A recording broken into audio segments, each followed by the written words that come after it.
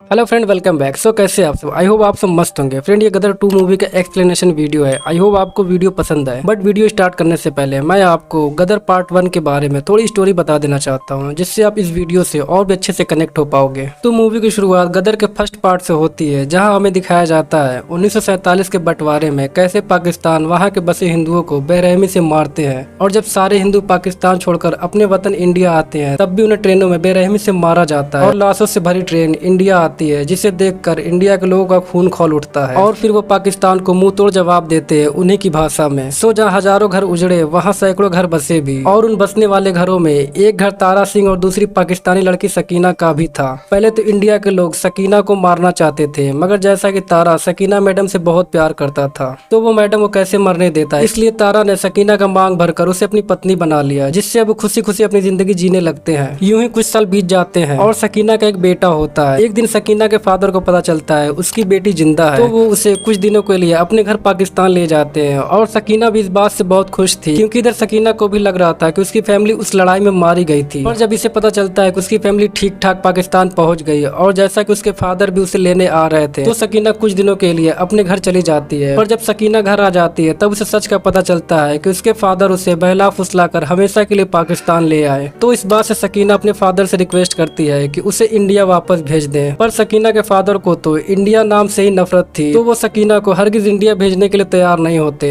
और यूं ही कुछ समय बीत जाता है और अब तारा को कुछ गड़बड़ महसूस होती है और वो सीधा पाकिस्तान आ जाता है। पर तारा की मुश्किलें बहुत बढ़ जाती है, क्योंकि सकीना के फादर उसे इस जेट के साथ भेजना ही नहीं चाहते। पर अपने सन्नी पाजी तारा सिंह को रोकने वाला पैदा ही नहीं हुआ और तारा सभी मुश्किलों का सामना कर फाइनली सकीना को इंडिया ले जाने लगता है। और तारा का ये प्यार देखकर सकीना के फादर भी अब दोनों को एक्सेप्ट कर लेते हैं और खुशी खुशी सकीना को इंडिया विदा कर देते हैं। सो फ्रेंड, अब कहानी स्टार्ट होती है गदर पार्ट 2 से। अब इधर पाकिस्तान में सकीना के फादर को गद्दार कहकर उसे फांसी दे देते हैं। पर अभी भी पाकिस्तान के जनरल हामिद को तारा से नफरत रहती है, क्योंकि तारा सकीना को इंडिया ले जाने में उसने बहुत सारे पाकिस्तानी फौजियों को मार गिराया था। पर जितना इकबाल हामिद तारा से नफरत करता था, उससे कहीं ज्यादा इंडिया से करता था, क्योंकि बंटवारे के वक्त हामिद की फैमिली भी इंडिया में मारी गई थी। इसलिए हामिद पाकिस्तान में रह रहे हिंदुओं पर जुल्म करने लगा था। वो सारे हिंदुओं को एक जगह बुलाकर 2 ऑप्शन देता था, एक तरफ कुरान और दूसरी तरफ गीता रखकर कहता था, अगर पाकिस्तान में रहना है तो तुम्हें इन दोनों में से एक को चुनना होगा।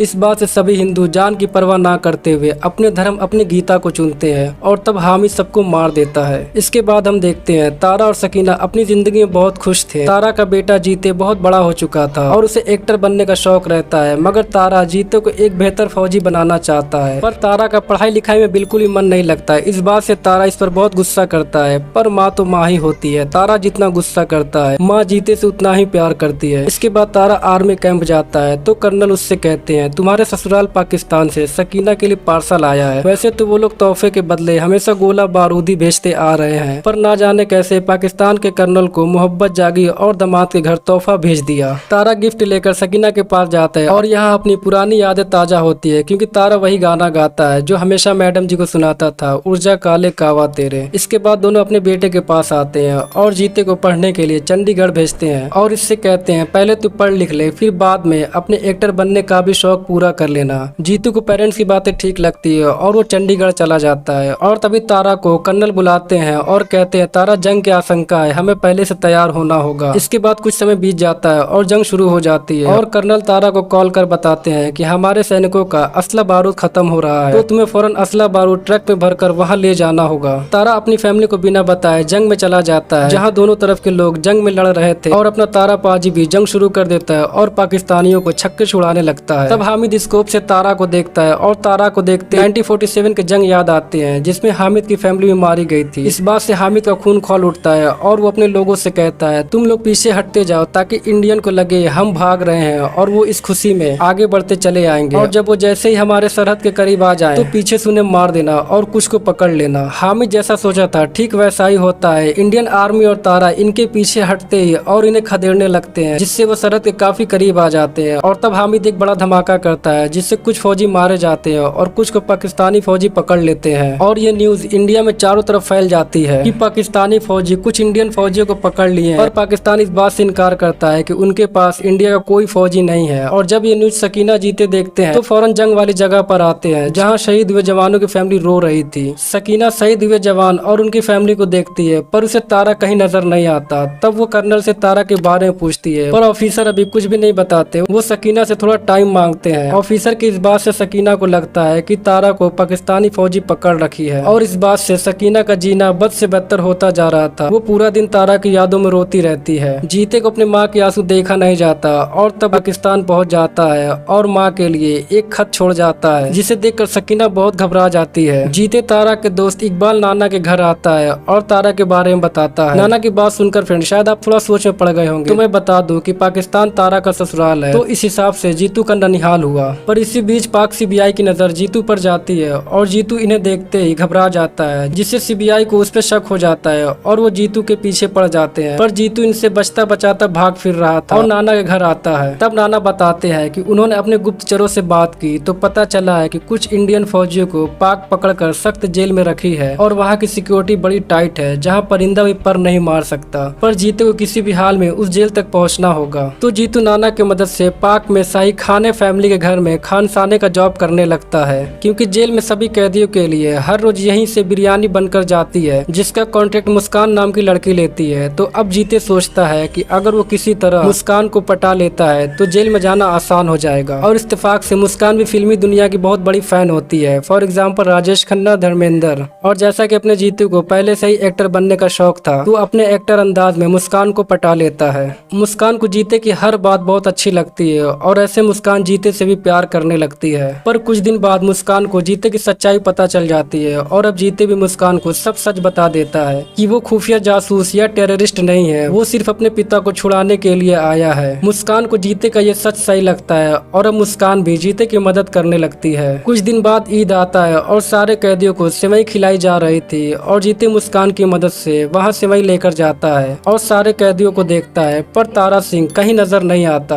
तब जीते को पता चलता है कि कोई एक ऐसा कैदी है जो जेल में उत्पात मचा रहा है। तो जीते बड़ी चालाकी होशियारी से उस कैदी को देखने चला जाता है, पर ये कैदी भी तारा सिंह नहीं होता। और तब सीबीआई जीतू को पकड़ लेती है। एक्चुअली फ्रेंड हामिद की ये सब चाल थी। उसने ये अफवाह उड़ाया था कि एक कैदी जेल में उत्पात मचा रहा है और ये सुनते ही जीते को लगा कि ये कैदी शायद उसके फादर होंगे। इस वजह से वो उनसे मिलने चला जाता है, क्योंकि हामिद को सीबीआई से पता चल चुका था कि तारा का बेटा उसे ढूंढने पाक आया है, पर सीबीआई श्योर नहीं थी कि वो बेटा कौन है। और तब जीते को पकड़ने के लिए हामिद ने ये चाल चली थी। हामिद जीते को खूब मारती है और कहती है, अब तेरी वजह से तेरा बाप भी यहाँ आएगा, तब मैं तुम दोनों को यहाँ जान से मार दूंगा।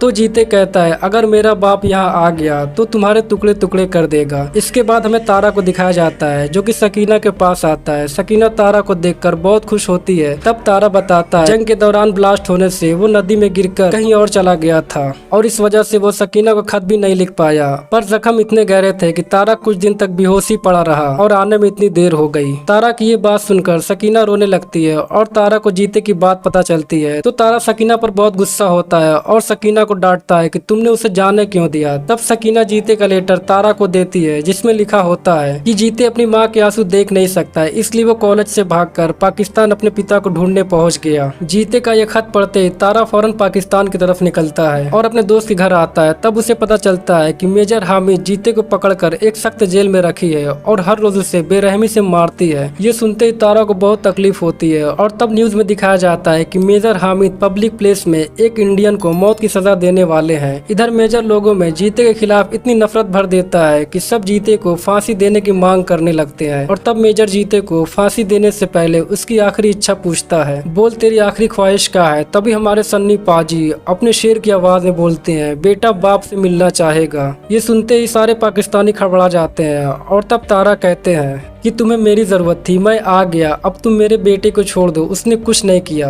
हामिद तारा को देखकर बहुत खुश होता है और तारा को इंडिया को उल्टे सीधे बोलने लगता है और तब यहाँ अपना बब्बर सिर भड़क उठता है और तगड़ी फाइट होती है। इसी बीच तारा जीतू को लेकर यहाँ से चला जाता है। तारा के दोस्त पहले से ही ट्रक का बंदोबस्त किए होते हैं तो तारा ट्रक में बैठकर जाने लगता है और कुछ टाइम बाद हामिद इनकी ट्रक पर गोलियां बरसाने लगता है जिससे ट्रक ब्लास्ट हो जाती है और तारा जीतू अलग अलग साइड गिर जाते हैं। लेकिन तारा को ऐसा लग रहा था कि जीतू उसी ट्रक में था। इस बात से तारा बहुत रोता है और जीतू को इधर उधर जोर जोर से आवाज लगाता है। सकीना को न्यूज से पता चलता है कि पाक में तारा और जीते को पकड़ लिया गया है। इस बात से सकीना का और भी बुरा हाल हो जाता है। मुस्कान को भी जीते की तड़प और जुल्म से बहुत तकलीफ होती है। इसके बाद हम देखते हैं जीते को फौजी देख लेते हैं और उसे मारने आगे बढ़ते हैं, पर जीते इनसे बचते बचाते एक बार फिर से कहीं छिप जाता है और फिर तारा आर्मी ऑफिस आकर इन्हें अपना रौद्र रूप दिखाता है और जीते के बारे में पूछता है। तब तारा को पता चलता है कि जीते मुस्लिम पूरा में छुपा हुआ है और फाइनली तारा जीते को ढूंढ ही लेता है। दोनों एक दूसरे से मिलकर बहुत खुश होते हैं। इसके बाद दोनों बॉर्डर क्रॉस करते हैं। इसमें मुस्कान के फादर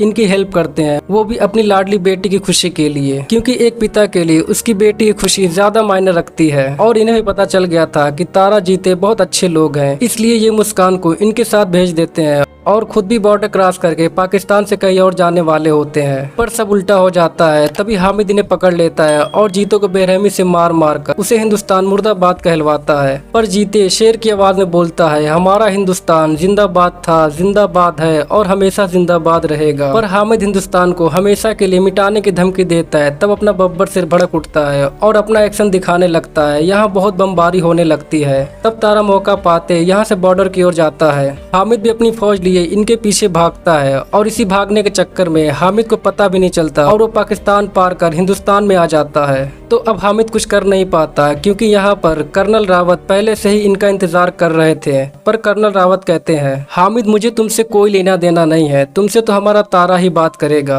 और फिर तारा इसे भगवत गीता और कुरान की अच्छी बातें बताता है जो शायद हामिद को पता नहीं होती। फिर तारा इसे वही ऑफर पेश करता है जो हामिद ने मूवी की शुरुआत में पाकिस्तान में रह रहे हिंदुओं को दिया था, गीता और कुरान। लेकिन फिर हामिद को याद आता है कि जब वहाँ पर हिंदुओं ने गीता को चुना था तो हामिद ने बेरहमी से मार दिया था। इस बात से हामिद गीता को चुनता है। तब तारा गुस्से में कहता है, तू दोनों को चुन सकता था, पर फर्क इस बात का है कि तू कभी नहीं सुधरेगा। तब हामिद इससे अपनी जान की भीख मांगता है कि मेरे छोटे बच्चे हैं। तारा का दिल समुद्र से ही बड़ा था, इसलिए तारा इसे छोड़कर जाने लगता है। पर हामिद बहुत शातिर था। तारा के जाते ही ये पीछे से इसे मारने की कोशिश करता है। तभी इंडियन आर्मी हामिद को मार गिराती है और पाकिस्तानी फौजी भी हामिद को मार देती है, क्योंकि इन्हें भी तारा की बातें समझ आ गई थी कि हामिद सच में बहुत गलत आदमी था जो इनके दिमाग में शुरू से ही हिंदुस्तान के खिलाफ जहर भर रहा था। सो जनरल तारा की बहादुरी की तारीफ करते हुए फाइनली जीते को अपनी आर्मी में सेलेक्ट कर लेते हैं। तो फ्रेंड, इस मूवी के क्लाइमेक्स से एक बात तो साफ हो जाती है कि गदर का पार्ट 3 भी जरूर आएगा और अब उस पार्ट में हम शायद जीते को आर्मी ऑफिसर के रूप में देख सकते हैं। वैसे एक बात तो मानना पड़ेगा मूवी के डायरेक्टर अनिल शर्मा जी को, जिनके डायरेक्शन में ये मूवी बनी और इतनी बेहतरीन बनी कि पब्लिक को टिकट भी नहीं मिल रही। आज इस मूवी का 11वां दिन है और फ्रेंड आज के दिन भी टिकट मिलना मुश्किल है, क्योंकि ये एकमात्र ऐसी मूवी बनी है जहाँ पूरी फैमिली घरों में ताला बंद कर मूवी देखने जा रही है। सैल्यूट हमारे डायरेक्टर अनिल शर्मा, प्रोड्यूसर कमल मुकुट, डिस्ट्रीब्यूट जी स्टूडियो, जिन्होंने मिलकर एक बार फिर से ऐसी फिल्म बनाई कि हमें फिर से थिएटर में पूरी फैमिली के साथ मूवी देखने का सुनहरा मौका दिया। एक्सप्लेनेशन में हमने इसकी शॉर्ट स्टोरी बताई है जो कि शायद आपको पसंद आई हो। तो फ्रेंड, अगर आपने ये मूवी नहीं देखी तो प्लीज इस मूवी को थिएटर में जरूर देखें, क्योंकि ऐसी मूवी हर बार नहीं बनती। पर जब आप इस मूवी को थिएटर में एंजॉय करेंगे तो यकीन मानिए आप निराश नहीं होंगे। सो फ्रेंड, कैसा लगा आपको हमारा एक्सप्लेनेशन कमेंट में जरूर बताना। और अगर अभी तक आपने हमारे चैनल को सब्सक्राइब नहीं किया है तो प्लीज चैनल को सब्सक्राइब कर बेल ऑल नोटिफिकेशन सेट करें, ताकि मैं जब भी कोई ऐसी वीडियो अपलोड करूं तो उसका नोटिफिकेशन तुरंत आपको मिले। सो मिलते हैं नेक्स्ट वीडियो में। Thank you friends.